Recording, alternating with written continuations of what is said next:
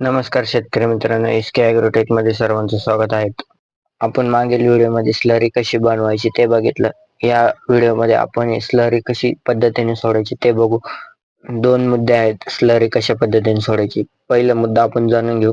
पहिला मुद्दा असा आहे की पाण्याने कशी सोडायची ते आपण बघणार आहोत.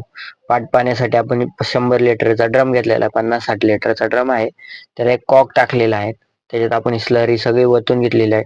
त्याच्यात एक काडकी ठेवलेली आहे. ते शेणाचं जे द्रावण आहे ते खाली तळाशी वगैरे बसतात, ते एक 15-20 मिनिटांनी हलवून द्यायचं, कारण की ते सगळं एक जीव सोडलं जातं त्याच्याने. त्या पद्धतीने आपण दुसरा मुद्दा जाणून घेऊ.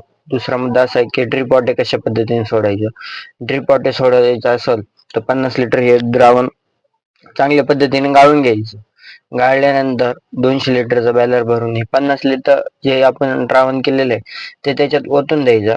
असं घोळ करायचा आणि ते चांगल्या पद्धतीने हलवून घ्यायचं आणि आपण ते ड्रीप वॉटर सोडू शकतो. आपण याची एवढीच काळजी घ्यायची की ते चांगल्या फडक्याने गाळून घ्यायचं, कारण की त्याचे शेण काडी कचरा असू शकतो.